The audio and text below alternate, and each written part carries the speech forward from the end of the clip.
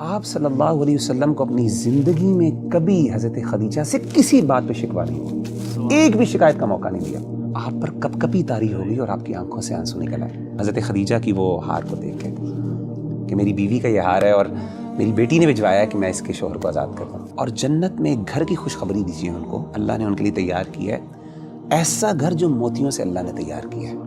تو ربی بھائی، یہ جو محبت ہے نا، یہ والی جو محبت ہے، جو ساتھی والی محبت ہے کہ جو آپ کے ساتھ ہو، جو آپ کا مددگار ہو، the one who has your back actually، جب کوئی بھی نہیں تھا آپ کے ساتھ، یہ محبت بہت اعلیٰ درجے کی ہے. میرا بھائی یار کبھی کبھی نا ایک بات دل میں آ رہی ہوتی ہے اور کچھ سوالات بھی اس کے بارے میں جو ہے نا وہ دل میں اٹھتے ہیں اور انسان کہتا ہے کہ یار اس کا جواب جو ہے نا چاہیے ہوتا ہے. اور میں بار بار اس کویسچن کے بارے میں سوچ رہا ہوتا ہوں، اور کویسچن یہی ہے کہ نبی کریم صلی اللہ علیہ وآلہ وسلم کی زندگی کو دیکھیں، ان کی وائفس کے بارے میں پڑھیں تو حضرت خدیجہ کا جو سٹیٹس تھا نبی کریم صلی اللہ علیہ وسلم کی زندگی میں وہ ایک الگ ہی تھا.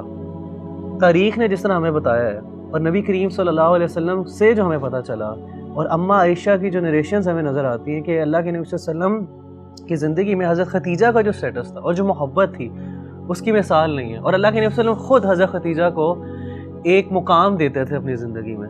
تو اس کی کیا وجہ ہے کہ ساری وائفس کی محبت، ساری وائفس کا اخلاق ایک طرف ہے اور حضرت خدیجہ کا جو سٹیٹس ہے، جو ان کی محبت ہے، جو مقام اللہ کے نبی صلی اللہ علیہ وسلم کی زندگی میں ہے، وہ ایک الگ ہے.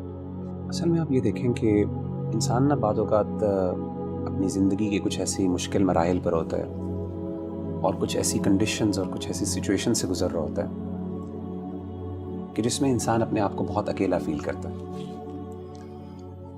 اور نہ صرف وہ اکیلا فیل کرتا ہے بلکہ اس کو یہ احساس ہوتا ہے کہ شاید جس چیز کے لیے میں لڑ رہا ہوں نا وہ شاید دوسروں کو سمجھ نہیں آ رہی اس بات کی، اس کی اہمیت کا لوگوں کو اندازہ نہیں ہو رہا. اور ایسے موقع پر جو بندہ انسان کے ساتھ کھڑا ہونا وہ انسان کو کبھی نہیں بھولتا. سبحان اللہ. ایسے ہی نبی صلی اللہ علیہ وسلم جو تھے، جب آپ نے نبوت کا اعلان کیا تو سب سے پہلے آپ کے اپنے رشتہ داروں نے آپ کی مخالفت کی اور آغاز میں آپ صلی اللہ علیہ وسلم پر ایسی کنڈیشن آئی کہ ہی فیلٹ الون، کوئی بھی ساتھ نہیں تھا، سمجھ نہیں آتی تھی. اپنے رشتہ دار اور اپنے فیملی والے ممبرز کو بھی نہیں سمجھا پا رہے تھے کہ یہ چیز ان کے لیے کتنی اہم ہے. لیکن اس وقت اگر کسی نے نبی صلی اللہ علیہ وسلم کا ساتھ دیا نا تو وہ ایک ہی تھی، وہ آپ کی بیوی تھی. اللہ. حضرت عائشہ رضی اللہ تعالیٰ عنہ نے کیا کہا اللہ کے رسول کو؟ آپ نے حضرت عائشہ نے کہا کہ اے اللہ کے رسول صلی اللہ علیہ وسلم، قد ابدلک اللہ عز وجل بہا خیرا منہا، کہ اللہ تعالیٰ نے تو آپ کو اس سے بہتر بیوی اور خوبصورت بیویاں دی ہیں، عطا کی ہیں. آپ نے جواب دیا کہ نہیں عائشہ، ما ابدلنی اللہ عز وجل خیرا منہا، اللہ تعالیٰ نے مجھے ان سے بہتر کوئی بیوی نہیں دی، یا پھر کوئی بھی ایسی بیوی نہیں ہے جو ان کا مقام لے سکے.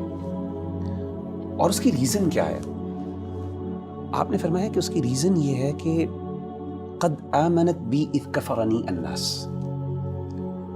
حضرت خدیجہ اس وقت مجھ پر ایمان لے کے آئیں جب لوگوں نے میرا انکار کیا. وصدقتنی اذ کذبنی الناس، اور مجھے میری سچائی پر گواہی انہوں نے اس وقت دی جب لوگوں نے مجھے جھٹلایا. اور فرمایا کہ وواستنی بمالہا اذ حرمنی الناس، جب مجھے لوگوں کی مدد کی ضرورت تھی کہ وہ مجھ پر خرچ کریں، میری اس کاز کے اندر انویسٹ کریں، تو اس وقت کسی نے نہیں کیا، صرف خدیجہ نے کیا. دیکھیں محبت جو ہوتی ہے نا اس کے مختلف درجات ہوتے ہیں. امام ابن قیم نے اس پر بہت لکھا ہے. اگر دو بڑی کیٹیگریز پہ اگر ہم بات کریں نا، محبت کا ایک درجہ ہوتا ہے جو پہلا درجہ ہوتا ہے نا، وہاں پہ انسان ذرا مین فل ہوتا ہے، وہاں پہ انسان اگلے سے نا محبت اپنے لیے کرتا ہے. وہاں پہ یہ چیز زیادہ امپورٹنٹ ہوتی ہے کہ مجھے کیا پسند ہے اور مجھے کیا چاہیے. لیکن محبت کا جو اعلیٰ اور بڑا درجہ ہے نا وہ یہ ہوتا ہے جب انسان اس لیول پہ پہنچ جاتا ہے کہ پھر وہ محبت اپنے لیے نہیں بلکہ اگلے کے لیے محبت کرتا ہے. اس کو پھر وہ اچھا لگتا ہے جو اگلے کو اچھا لگتا ہے. اس کے نزدیک وہ اہم ہوتی ہے جو اگلے کے لیے اہم ہوتی ہے، اگرچہ وہ اس کو بظاہر سمجھ نہ بھی آتی ہو.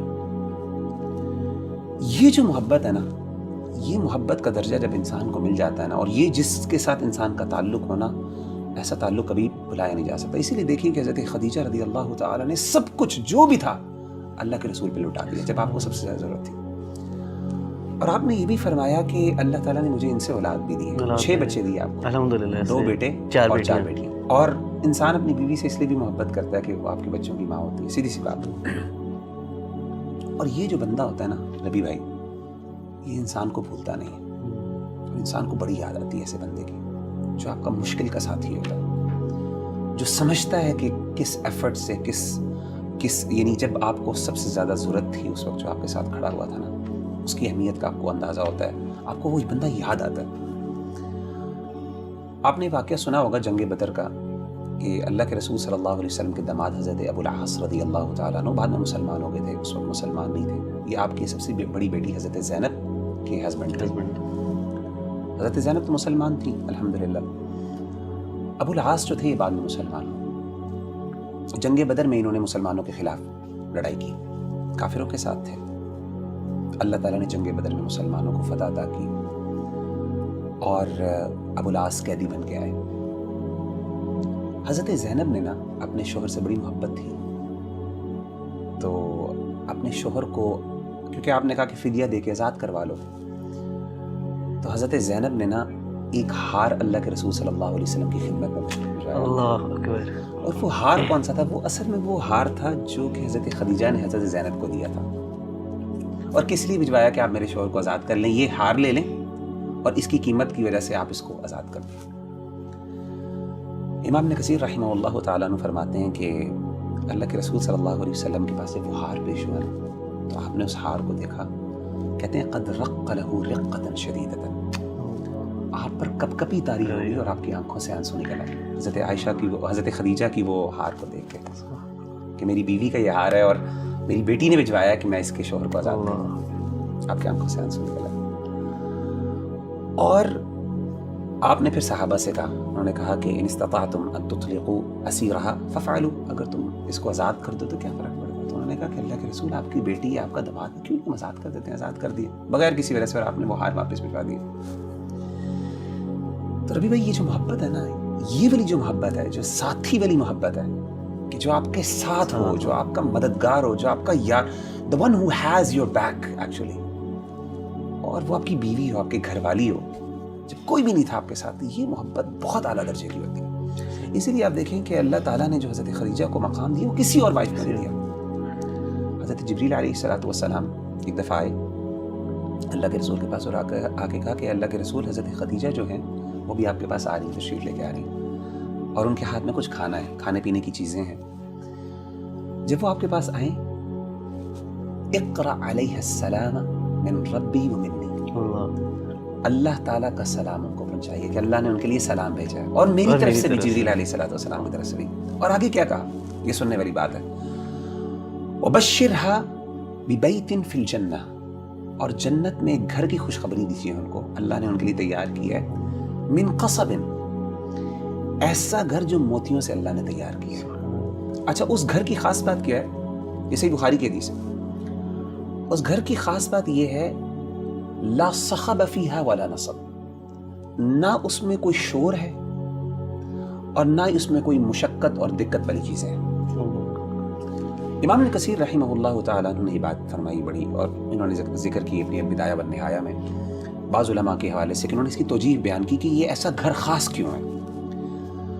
تو انہوں نے یہ کہا کہ اگر آپ ان کی سیرت کا مطالعہ کریں تو حضرت خدیجہ رضی اللہ تعالیٰ عنہ نے کبھی بھی اپنی زندگی میں اللہ کے رسول صلی اللہ علیہ وسلم سے اونچی بات نہیں کی تھی. اللہ، اسی لیے اللہ نے ان کو ایسا گھر عطا کیا جس میں کوئی شور نہیں ہوتا. اللہ. اور کہتے ہیں کہ دوسری ریزن جس کی وجہ سے ایسا گھر ہے، آپ صلی اللہ علیہ وسلم کو اپنی زندگی میں کبھی حضرت خدیجہ سے کسی بات پہ شکوہ نہیں ہوا، ایک بھی شکایت کا موقع نہیں دیا.